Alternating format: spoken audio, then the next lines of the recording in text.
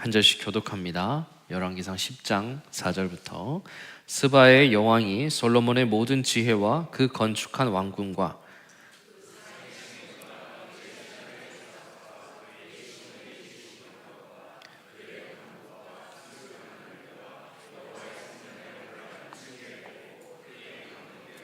왕께 말하되 내가 내 나라에서 당신의 행위와 당신의 지혜에 대하여 들은 소문이 사실이로다.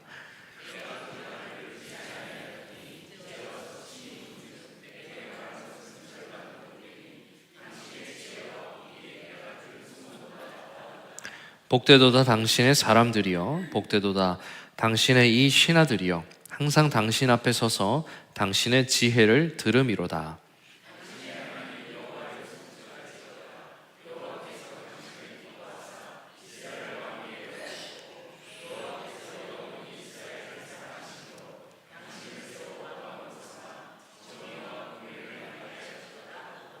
이에 그가 금 120달란트와 심이 많은 향품과 보석을 왕에게 드렸으니 스바의 여왕이 솔로몬 왕에게 드린 것처럼 많은 향품이 다시 오지 아니하였더라.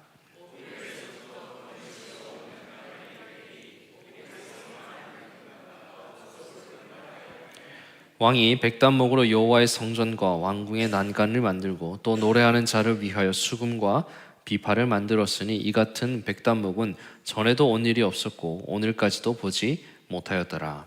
솔로몬 왕이 왕의 규례대로 스바의 여왕에게 물건을 준 것 외에 또 그의 소원대로 구하는 것을 주니 이에 그가 그의 신하들과 함께 본국으로 돌아갔더라.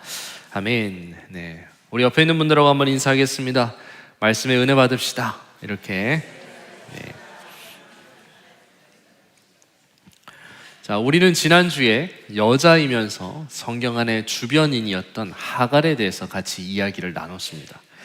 하나님은 이 하갈이라는 여인의 실패를 통해서 그녀를 변화시키시고 구원하셨다는 것을 배웠어요. 또한 하갈 자신은 자신의 실패하는 이 인생을 통하여서 하나님이 나의 눈물과 고통과 나의 신음을 들으시는 하나님이라는 것을 그가 몸소 배우게 되었다는 것을 나누었어요.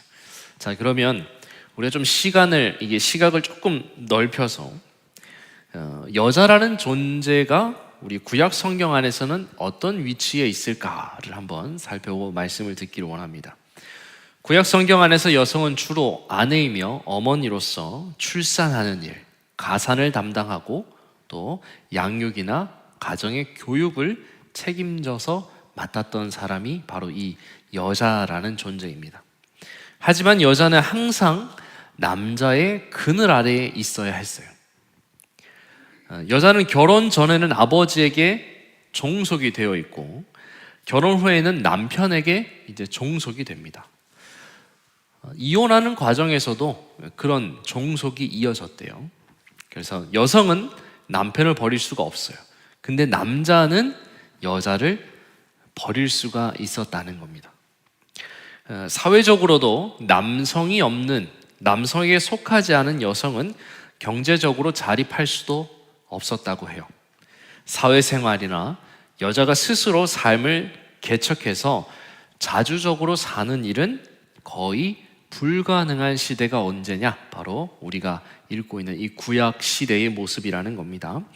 쉽게 말해서 남자와 결혼하지 않은 여성 혹은 남자에게 속하지 않는 여자는 우리로 치자면 주민등록이 없는 것과 같아요. 주민등록증 없으면 아무 일도 우리가 할 수 없지 않습니까? 마치 그것처럼 여자들이 남자가 없이는 사회적으로 어떠한 보장도 받을 수 없는 것이 바로 이 구약 시대예요. 우리 여성분들 구약 시대 가서 살고 싶습니까? 안 살고 싶습니까? 안 살고 싶으시죠? 네. 근데 이런 여성의 지위는 신약 시대도 이어졌다고 해요. 우리가 잘 알고 있는 오병이어의 역사의 기적을 보면 인원을 계수할 때 남자만 계산하죠. 그것처럼 예수님 당시에도 여자는 인권이나 투표권이나 혹은 자주적으로 무언가를 할 수 있는 그런 상황이 아니래요.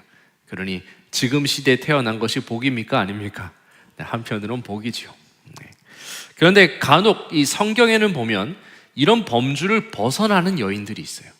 그 여인이 누구냐? 바로 오늘 우리가 읽은 스바 여왕이라는 사람이야. 하나님은 이 솔로몬 왕이 얼마나 부강한지를 보여주기 위해서 이 여인을 성경의 무대에 등장시키셨어요. 스바 여왕이라는 것은 그녀의 이름이 아닙니다. 스바라는 나라의 여왕이라는 뜻이에요. 그래서 아마 그녀의 이름은 따로 있었을 거예요. 이 스바 여왕이 솔로몬을 찾아온 당시의 시대를 연도로 좀 계산을 해보면 예수님 태어나시기 전을 기원전이라고 하는데 기원전 약 950년 정도가 된다고 합니다. 가늠이 되십니까? 저도 잘 안 돼요. 그래서 세계사 기록을 좀 살펴봤어요. 기원전 950년에 무슨 일이 있었을까 이렇게 살펴보니까 그거 살펴봤는데도 가늠이 잘 안 돼요. 중국에는 주나라가 만들어졌다고 해요. 950년 정도에. 그리고 우리나라는 어땠을까요? 아직 고조선도 만들어지지 않은 완전 고대, 아무것도 없던 시대가 바로 한편으로는 이 스바 여왕이 솔로몬을 찾아온 그 시기라는 거예요. 지구 반대편에는 주나라가 만들어지고 우리나라에는 고조선이 세워졌을까 말까 할 정도로 별거 없는 그런 시대. 한마디로 뭡니까? 호랑이가 담배 피우던 시절이라는 거예요. 그만큼 오래된 시절이라는 거예요. 그런데 그 오래된 시대에 여왕이 있었고 그 여왕이 많은 것을 가지고 솔로몬을 찾아왔대요. 이것만 해도 정말 어마어마한 일이죠. 여인이 성공한 여자라는 겁니다. 그렇다면 이 스바라는 나라가 어디에 있었을까? 한번 살펴볼 필요가 있겠죠. 학자마다 의견이 참 달라요. 그런데 모든 학자들이 대부분 동의하는 건 뭐냐면 이스라엘보다 남쪽에 위치해 있었을 것이다 라는 건 다 동의를 해요. 제가 그림을 하나 준비했는데 한번 같이 보실까요? 잘 보이실지 모르겠지만 저 밑에 있는 학자들은 지도처럼 스바가 현재의 예멘이라는 나라일 것이다. 그래서 아라비아 서남 쪽에 위치한 고대 왕국, 예멘의 고대 왕국일 가능성이 있다라고 이야기해요. 자, 지도를 보면 스바 여왕이 사는 곳에서 예루살렘까지 대략적으로 얼마가 된다고 하죠? 2,500km 정도 된다고 합니다. 서울과 부산을 한 400이라고 잡으면 450이라고 정도 잡으면 몇 번은 왔다 갔다 하는 겁니까? 최소 한 5번은 왔다 갔다 한 정도의 거리, 어마어마한 거리라는 거예요. 이 거리. 근데 세계사에서는 이 스바라고 말하지 않고 사바 왕국이라고도 한다고 해요. 사바 왕국. 발음은 비슷하죠. 그래서 저 스바라는 나라는 저 왼쪽 여러분들이 보시기에 오른쪽 위쪽에 보면 빨간색으로 되어 있는 호르무즈라고 되어 있어요. 요즘에 이란이 꽉 재고 있어가지고 우리를 괴롭게 하는 저곳. 저곳처럼 예멘도 바다의 길이 좁습니까? 넓습니까? 엄청 좁지요. 그러니까 저기서 무슨 일을 했냐 하면 무역을 하거나 무역을 하는 중개 수수료를 받아서 나라를 발전시켰다라고 이렇게 학자들이 이야기해요. 그래서 이 스바라는 나라에는 인도, 동아프리카, 메소포타미아, 지중해로 오가는 많은 물품들이 거래가 되는 곳이었어요. 지도를 보면 그럴 것 같죠? 그러니까 중개 무역 통해서 나라를 부강하게 했다는 겁니다. 이 스바 여왕이 솔로몬이 가장 강성할 때 이 솔로몬을 찾아왔어요. 그가 솔로몬을 찾아온 이유는 하나예요. 솔로몬의 명성을 듣긴 들었는데 그걸 도무지 믿을 수가 없는 거예요. 이 여왕이 얼마나 열심히 노력했겠어요? 왕이 되기 위해서. 아버지가 왕이었을 수도 있고 그렇다 하더라도 여왕이 그 당시에 된다는 건 쉬운 일이 아니라는 거예요.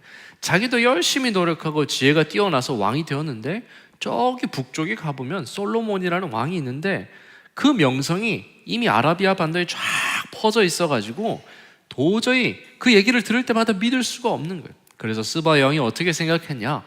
내가 직접 가서 한번 좀 보고 판단하고 싶다라고 생각한 거예요. 그래서 2절에 보면 스바 여왕이 이제 만나러 왔는데 엄청난 진상품을 많이 가지고 솔로몬을 아련하기 시작합니다. 향품과 심이 많은 금과 보석을 낙타에 실었대요. 그가 솔로몬에게 나와 자기 마음에 있는 것을 다 말했대요. 이제 솔로몬도 이제 스바 여왕이 왔을 때 그녀를 환대했어요. 이 남방 여왕인 스바 여왕이 솔로몬을 만나자마자 이전의 말씀처럼 자기 마음에 있는 것을 막힘없이 질문을 막 했어요. 어려운 질문도 했습니다. 그런데 솔로몬이 그 모든 질문과 문제를 막힘없이 대답할 정도로 지혜가 충만했어요. 이 스바 왕이 깜짝 놀란 겁니다. 그 지혜에 감탄할 수밖에 없었다는 거예요. 그리고 나서 이제 외빈이 왔으니까 솔로몬 왕이 이 스바 왕을 데리고 자신의 업적을 층계도 보여주고 성전도 보여주고 다 보여줬어요. 그랬더니 스바 왕이 이스라엘이 지은 그 건축물을 보면서 크게 감동을 하게 됩니다. 그래서 7절을 보면 이제 현실이, 자기가 보았던 현실이 그녀가 들었던 소문보다 더 위대하다라는 것을 이제 발견하게 돼요. 7절에 그렇게 나오죠. 이제 와서 친히 본즉 내게 말한 것은 절반도 못 된다. 내가 들은 것은 절반도 못 된다. 당신의 지혜와 복이 정말 소문보다 더합니다. 이렇게 스바 왕이 고백을 해요. 그리고 8절로 이렇게 말하는데 같이 한번 읽겠습니다. 8절 시작. 복되도다 당신의 사람들이여, 복되도다 당신의 이 신하들이여, 항상 당신 앞에 서서 당신의 지혜를 들음이로다. 8절에 이 스바 왕이 하는 말의 뜻이 무엇입니까? 와서 보니까 당신의 지혜가 정말 대단합니다. 그런데 저는 당신의 사람들이 정말 부러워요. 왜냐하면 당신의 그 지혜를 이 신하들은 매일마다 곁에서 듣고 있으니까 그게 너무 부럽습니다. 이렇게 이야기하는 거예요. 그러면서 나도 당신의 신하처럼 살면 좋겠어요. 복되도다 당신의 사람들이요. 이 스바 왕이 그렇게 고백을 하는 겁니다. 그리고 나서 이제 10절에 보면 이제 엄청난 진상품을 바칩니다. 금이 120달란트, 심이 많은 향품, 보석을 왕에게 다 줬어요. 이거 어디서 얻은 겁니까? 거래하면서, 무역해서 얻은 거예요. 수수료로. 그렇게 가져온 돈을 우리로 따지면 아마 한 수천억 정도 될 겁니다. 그만큼 많은 돈과 재물과 재산을 솔로몬 왕에게 줘요. 그랬더니 열왕기서를 지었던 이 저자는 이 스바 왕이 바친 것이 솔로몬 시대의 최고의 선물이었다라고 10절에 말해요. 얼만큼 많이 줬더라면 그 이후에 이만큼의 선물을 가지고 솔로몬 왕을 찾아온 사람이 없다고 합니다. 지금까지 우리가 이 스바 왕이 와서 한 일들을 살펴보았는데 오늘 본문의 목적이 하나예요. 사실은 그건 뭐냐면 기본적으로 솔로몬 왕이 얼마나 위대한 왕이었는지를 드러내기 위한 사실적인 기록이에요. 어떤 가치평가가 담긴 게 아니고 솔로몬 왕이 정말 위대한 왕이었다라는 것을 드러내기 위해서 당시의 신여성이었던 스바 여왕을 하나님이 사용해서 그 기록을 더 풍성하게 만들어 놓은 것이에요.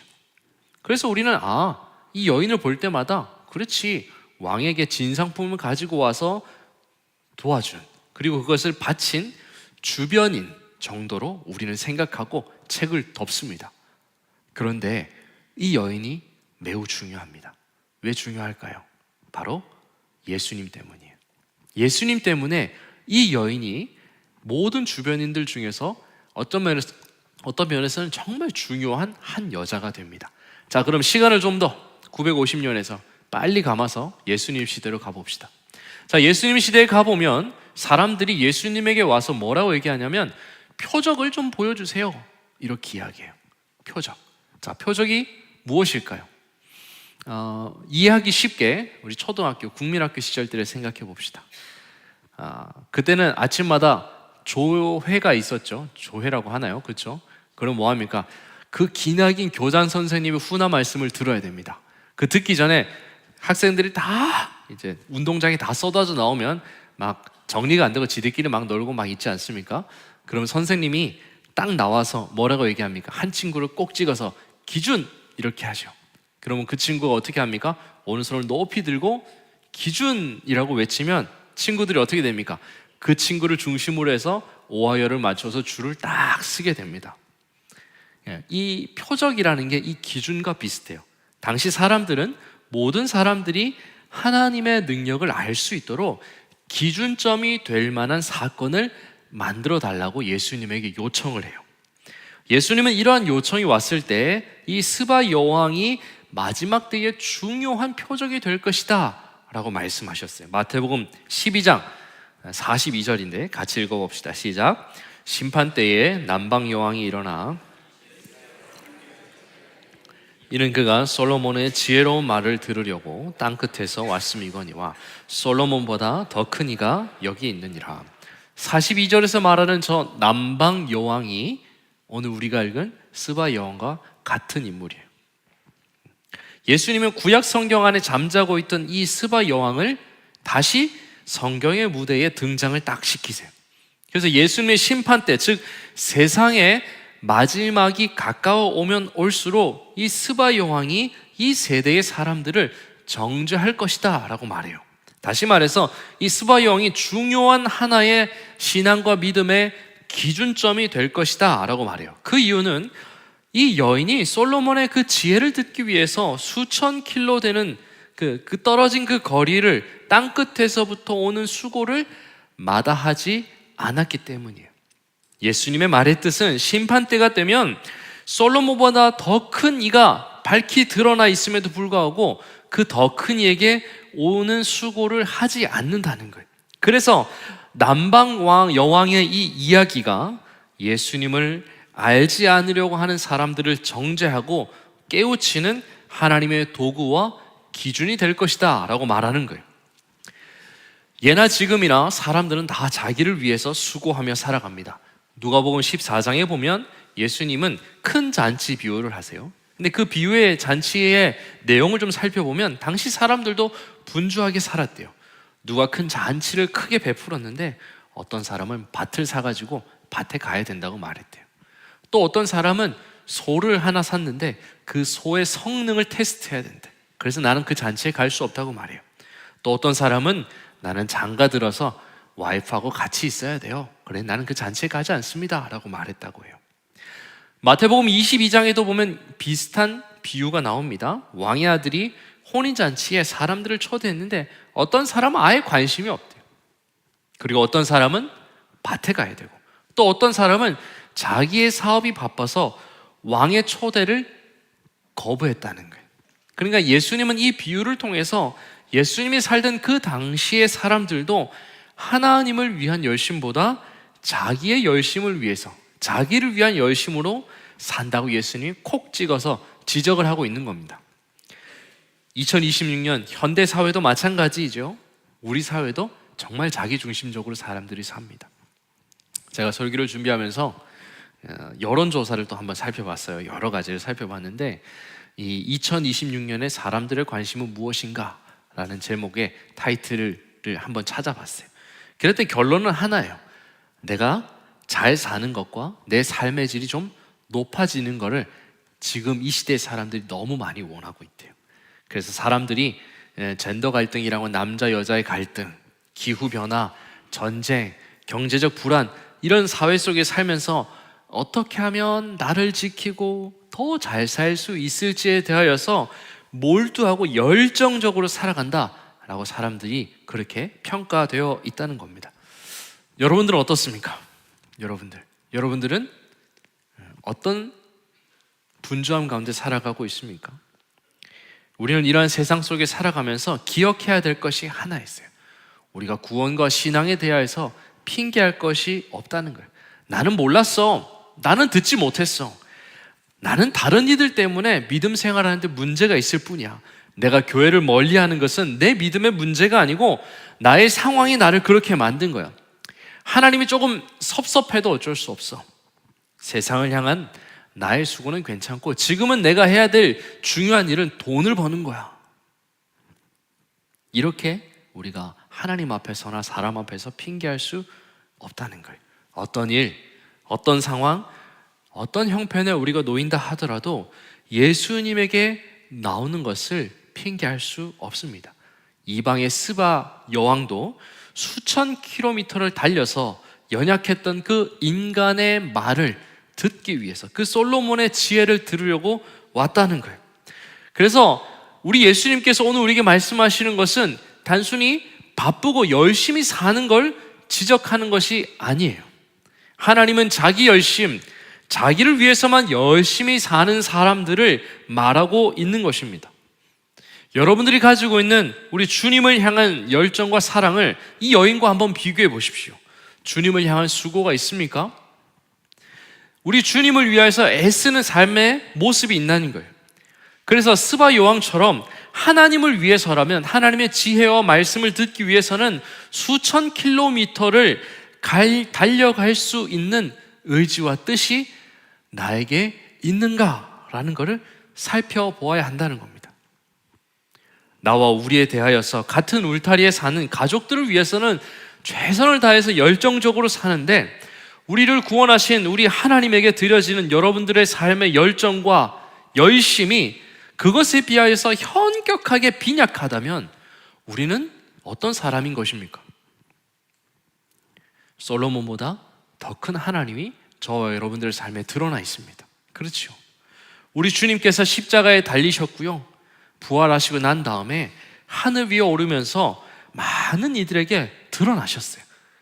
보지 못했다고 핑계 못할 만큼 주님이 높이 올라가시면서 우리 주님이 다시 하늘로 올라가시는 것을 많은 사람들이 봤어요. 예수님은 지금 우리에게도 우리가 읽고 듣고 이해할 수 있는 하나님의 말씀, 언어로 주님이 우리 가운데 완전히 밝히 드러나 있어요. 그 예수님을 모른다 할 수 없는 겁니다. 만약 우리가 살면서 하나님을 향한 열심이 없다면 나와 우리는, 그리고 여러분들은 사실 부끄러워해야 합니다. 진리와 계시가 완성된 시대를 우린 살아가요. 우리는 조금만 눈만 돌리면 하나님의 말씀을 들을 수 있고 하나님의 말씀을 읽을 수 있어요. 그런데 그러한 삶을 삶에도 불구하고 수많은 핑계와 이유로 하나님께 나아가지 못한다면, 하나님이 우리 가운데 세워놓으신 이 스바 여왕의 열심의 기준으로 볼 때 그 여인보다도 못한 존재가 되고 만다는 거예요. 사랑하는 여러분, 혹시 수많은 이유 속에 여러분들이 살아가고 있지는 않습니까? 여러분들의 열정과 열심은 누구를 향하여 있습니까? 혹여나 여러분들의 삶을 사는데 수많은 이유라는 것, 명분이라는 것이 막 내 삶에 덕지덕지 붙어가지고 떼지도 못하고 그것 때문에 한 걸음도 나아가지 못하는 그런 불편한 삶을 살고 있지는 않습니까? 저와 여러분들은 예수님 때문에 오늘을 살아야 합니다. 예수님 때문에 우리의 열정이 샘솟아야 하고, 각자 사람마다 예수님을 위한 열정과 열심의 현장을 여러분들이 가지고 있어야 하는 것입니다. 그래서 우리는 언제든지 예수님에게 달려갈 준비가 되어 있는 그런 사람들이 되어야 하는 겁니다. 이것이 바로 예수님께서 구약에 잠자고 있던 그 스바 여왕을 다시 끌어내셔서 사람들에게 표적처럼 기준점을 하나 딱 세우셔서 이 여인처럼은 살아야 된다 라고 저와 여러분들에게 말씀하고 있는 것입니다. 그렇다면 오늘 말씀에 비추어 우리는 어떻게 살아야 합니까?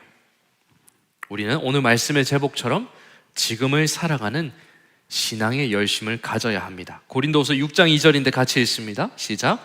이르시되 내가 은혜 베풀 때에 너에게 듣고 구원의 날에 너를 도왔다 하셨으니 보라 지금은 은혜 받을 만한 때요 보라 지금은 구원의 날이로다. 사도 바울은 고린도 성도들에게 이렇게 말해요. 지금이 바로 은혜를 받을 수 있는 날이고 구원을 받는 날이다라고 말해요. 왜 그렇습니까? 믿음은 지금이기 때문이에요. 저와 여러분들은 지금 할 수 있는 것들을 실행하면서 하나님께 영광을 돌려드리는 자들이 되어야 돼요. 우리가 만약 여러분들이 하나님 저 죄인인 것 같아요. 그러면 언제 죄의 용서함을 구해야 됩니까? 지금 해야 되는 거예요. 좀 이따 하겠습니다. 안 되는 거예요. 여러분들이 위험에 처해 있다라고 말하면 언제 도움을 구해야 됩니까? 지금 도움을 구해야 되는 거예요. 여러분들의 믿음이 부족하다면 언제 믿음을 구해야 합니까? 지금 하나님 앞에 여러분들의 믿음 없음을 이야기하고 하나님 앞에 나아가야 되는 거예요. 그래서 지금을 하나님으로 살지 못하면서 나는 하나님 믿는다라고 말하면 그 믿음은 사실 엄밀히 말하면 시작되지 않은 거예요. 더 좀 아프게 이야기하면 믿음이 없는 거예요. 내 삶에 보이는 부족한 게 여러 가지가 있어요. 그런데 그 여러 가지 믿음의 부족한 현장들을 내가 봄에도 불구하고 아무런 행동을 하지 않고 지금을 하나님의 은혜와 능력으로 살기를 자꾸 밀어내고 거부하고 뒤로 미루면 그건 믿음이 시작되지 않은 것이고 믿음이 없는 것과 마찬가지라는 거예요. 그래서 우리는 지금을 핑계와 이유로 삶에 난 구멍들을 막는 그런 사람 되지 않아야 돼요. 그래서 예수님이 하라고 하신 일을 지금 오늘 실행하며 사는 것이 저와 여러분들이 살아가는 존재의 이유입니다. 그래서 사도 바울이 지금이 은혜 받을 만한 때이고 구원의 날이다 라고 선포하고 있는 것입니다. 예수님 시대의 그 종교 지도자들은 지금을 무시하고 의도적으로 예수님을 보지 않으려고 했어요. 서기관과 바리새인들이 한 번만이라도 자신들이 가지고 있던 편견을 버리고 예수님을 바로 보았다면 예수님께서 약속된 메시아라는 사실을 충분히 발견할 수 있었어요. 발견한 것뿐만 아니라 확신에 이를 수 있었다는 거예요. 왜냐하면 그들은 구약 성경을 열심히 연구하면서 율법과 계명을 연구하면서 예수님이 오시면 어떤 일이 일어나는지에 대해서 너무나도 잘 알고 있었기 때문이에요. 그들은 자신이 연구했던 그 오실 메시아가 나사렛이라는 시골에서 올라온 그 예수 청년과 정확하게 일치한다는 것을 눈 감고도 알 수 있었어요. 그런데 서기관과 바리새인들은 그 지금을 살지 않고 수많은 핑계와 이유를 내세우면서 명분을 쫓아 살면서 예수님을 바로 보는 것을 의도적으로 그들이 거부했다는 거예요. 우리는 그렇게 살지 않아야 합니다. 지금 할 수 있는 일을 행하면서 살아야 돼요. 지금 사랑해야 됩니다. 지금 용서해야 돼요. 지금 주님이 나에게 열정적으로 살라고 말하면 열정적으로 살아내야 돼요. 그래서 성도의 관심은 지금 나의 삶에 향한 하나님의 뜻과 마음을 알고자 하는 그 열정이 우리 마음에 있어야 하는 거예요. 스바 여왕처럼 그런 마음을 얻을 수 있는 곳이라면 그곳이 수천 킬로가 떨어진다 하더라도 갈 수 있어야 되는 거예요. 왜 갑니까? 거기에 예수님이 있기 때문이에요. 다른 이유가 없는 거예요. 우리가 예수님을 만나기 위한 곳에 많은 열심과 열정과 고난이 따르더라도 가야 한다는 거예요. 수많은 밤을 지나야 되고 낮을 지나야 되고 수고와 고난이 예상된다 하더라도 기꺼이 그 추위와 더위를 감당할 수 있다라고 말할 수 있어야 되고 그렇게 살아야 된다는 거예요. 그 기준점을 주님이 스바 여왕이란 그 주변인 이방 여인인 그 사람을 기준을 딱 세워서 이만큼은 너희가 될 수 있어야 돼. 그것이 바로 믿음이야 라고 주님이 우리에게 말하고 있다는 겁니다. 우리 모두가 그런 믿음의 사람 되시길 축복합니다. 미루지 않기를 축복합니다. 지금 해야 될 신앙의 일들을 행하면서 사는 것, 그것이 하나님이 우리에게 원하시는 삶의 모습이라는 겁니다. 어린아이들이 유치원에 가면 배우는 게 있습니다. 내일 다음에는 내일이 있다고 하고요, 자꾸 미루면 미루는 대로 뒤로 간다고요. 그래서 우리 아들이 있는지 모르겠는데 자꾸 미루다 보면 우리가 얘기해요. 내일 다음엔 내일이 있어. 내일 다음엔 또 내일이 있어. 영원히 할 수 없어. 그러니 지금 해야 돼. 이렇게 우리가 저희 아들 공부시킬 때 그렇게 이야기하고, 가끔은 저도 그 얘기 듣습니다. 제가 그 얘기 막 하면 제가 이거 내일 하자 그러면 주원이가 이제 책상에 앉아 있다가 아빠 내일 뒤에는 내일이 있어. 그러니 지금 해. 저도 그 얘기를 듣습니다. 그래서 우리가 나를 위한 열심으로 오늘을 살지 말고 하나님을 향해서, 하나님을 위해서, 지금을 살기 위해서 하나님에게 열정적으로 나아가는 저와 여러분들 되시기를 축복합니다. 칼 바르트라는 신학자가 이렇게 말했대요. 믿음은 현상 유지를 위해 정당화하는 것이 아니다. 믿음이라는 것이 지금 현재를 잘 수습해서 사는 것을 정당화하기 위해서 주어진 것이 아니라는 거예요. 믿음은 지금을 보장받는 것이 아니라 현재를 변화시켜서 살아가게 하시는 하나님의 능력이라는 것이에요. 그래서 우리는 믿음으로 지금을 살아내기 위하여서 하나님 앞에 열심히 달려가야 되는 거예요. 그게 저와 여러분들이 살아가는 삶의 주소가 되어야 한다는 거예요. 제가 수요일마다, 금요일마다 꼭 빠지지 않고 기도하는 것이 있어요. 새벽마다. 그게 뭐냐? 주일 오전 예배 가운데 이러한 은혜와 열정이 쏟아지기를, 오는 사람이나 전하는 사람이나 누구든 지금 나에게 주어진 하루, 그리고 앞으로 펼쳐질 그 일주일을 하나님의 열심과 열정으로 살아가고 싶어하는 그런 욕망과 의지가 꽉 찬 사람들이 지금 이 시간에 모이게 해달라고 제가 항상 기도해요. 저 여러분들 그런 사람 되기를 바랍니다. 미루지 마십시오. 하나님에 관한 일, 믿음에 관한 일, 사랑에 관한 일, 용서에 관한 일, 섬김과 봉사에 관한 일을 미루지 말고 지금 해야 돼요. 그런 사람들이 되어야 합니다. 제가 새벽 기도를 마치면 집에 가서 듣는 말씀이 있어요. 뭘까요? 제 설교를 다시 들을까요? 그러지 않죠. 뭘 듣냐면 날기새라는 채널을 듣습니다. 우리 김동호 목사님의 그 새벽마다 올려주시는 말씀을 제가 들어요. 제가 사실 잘 듣지 않았는데 저희 아내가 그걸 저에게 소개시켜줘서, 왜냐하면 자꾸 다른 목사님들 설교를 들으면 그게 자꾸 제 설교에 영향을 미쳐서 사실은 거의 안 들으려고 해요.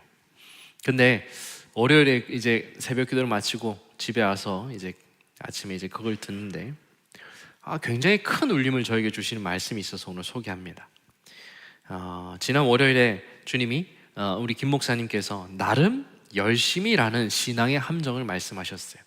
많은 신앙인들이 습관적으로 교회 생활을 하면서 난 나름 열심히 하고 있어 라고 생각하지만 이것은 진정한 은혜를 경험하지 못하게 하는 걸림돌이 되기도 한대요. 다시 말해서 나름 열심히 하는 것은 적당한 타협을 위한 신앙생활이라는 거예요. 그렇게 살면 우리가 우리 여호와 하나님의 선하심을 맛볼 수가 없다고 우리 김동호 목사님 말씀하셨어요. 그래서 진정한 그리스도인의 삶은 매 순간순간마다 건성으로 하지 않고 마음과 정성을 다하여 하나님 앞에 드릴 때에 내 삶의 은혜가 고갈되지 않고 삶의 열매를 맺을 수 있다라고 우리 김 목사님께서 말씀하셨어요. 그래서 결론적으로는 우리가 신앙생활하면서 형식적으로 그 신앙생활하는 그 형식에 안주하지 말고 성령이 거듭난 은혜로 말미암아 매일마다 부어주시는 그 성령이 주시는 열심으로 우리의 삶을 다하여 드리는 그런 믿음과 삶을 살아내야 된다라고 말씀하셨어요. 그래서 언제든지 내 전부를 드릴 수 있는 다 드림의 모습이 현대 그리스도인들에게 요구된다라는 거예요. 300% 공감합니다. 우리 하나님도 우리에게 이렇게 말씀하셨어요. 신명기 6장 4절인데 같이 읽습니다. 시작. 이스라엘아 들으라. 우리 하나님 여호와는 너는 마음을 다하고 뜻을 다하고 힘을 다하여 내 하나님 여호와를 사랑하라. 오늘 내가 내게 명하는 이 말씀을 내 마음에 새기고. 주님이 뭐라고 말씀하시나요? 모세가 백성들에게 마음을 적당히 드려라, 나름 드려라, 뜻도 나름 드려라, 힘도 나름 드려라, 그렇게 말하지 않지요. 뭐라고 말합니까? 다 해라, 다 하고 다 하여야 된단 말이에요. 그냥 일부분 남겨놓고 드리는 게 아니라 최선을 다해서 하나님 앞에 드리는 너의 마음과 열정과 정성이 언제든지 다 드리는 마음이 돼야 된다. 주님이 말씀하시는 건 100을 드리라는 게 아니에요. 주님이 말씀하시는 건 오늘 너가 나에게 왔을 때 너의 마음의 정도가 20밖에 되지 않더라도 그걸 다 드리라는 거예요. 어떤 날은 주님 앞에 나왔을 때 100을 드릴 수 있지만 내 삶의 형편이 그렇지 않을 수 있잖아요. 살다 보면 이런 일 저런 일 많이 겪지 않습니까? 하필이면 주일날 좀 잘 가고 싶었는데 주일날 아침에 남편이랑 싸울 때도 있고 자녀하고 싸울 때도 있는 거 아닙니까? 살다 보면 금요일에 그 업무 스트레스가 주일 아침까지 계속 될 수도 있잖아요. 근데 주님 앞에 가지고 나온 마음이 10밖에 되지 않더라도 주님이 뭐라고 말씀하시는 거예요? 그것도 다 드리라는 거예요. 그 다 드리는 신앙의 모습이 오늘 저와 여러분들이 가지고 있는 목표점이라는 겁니다. 적당하게 하지 않고 나를 위해 살아가는 그 열심이 나를 삼키지 않고 항상 우리 하나님 앞에 다하여 드릴 수 있는 믿음의 사람들 되시기를 축원합니다. 말씀을 맺겠습니다. 오늘 우리는 성경 안에 있는 주변인 중에 또 한 여인을 살펴보았어요. 그녀는 2,500km가 넘는 거리를 낙타를 타고 행군하여서 솔로몬을 만나러 왔어요.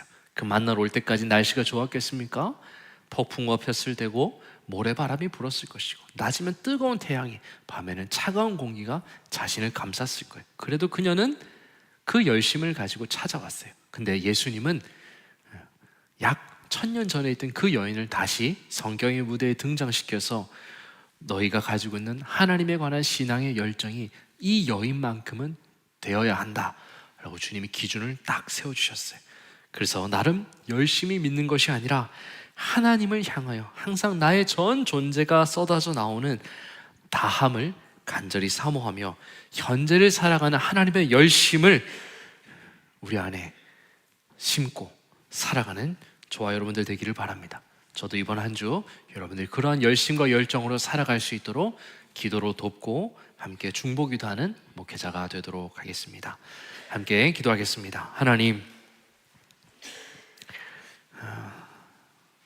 한편으로는 잊혀졌던 이스바 여왕을 다시 무대에 등단시켜서 그 여인이 가지고 있던 열정이 하나의 우리의 기준이 된다고 말씀하신 주님, 하나님, 나의 삶의 열정을 돌아봅니다. 나를 위하여서는 최선을 다하고 살지 모르지만 하나님을 향하여서는 적당하게 타협하고 살아가는 모습이 있지 않은지 나를 돌아보며 다시 한 번 더 이 주일 아침에 하나님 앞에 나의 전 존재를 다 드리는 다함의 신앙을 가지는 하나님 복된 사람 될 수 있도록 축복하여 주시옵소서. 감사드리며 예수님의 이름으로 기도드렸습니다. 아멘. 우리 함께 찬송가 50절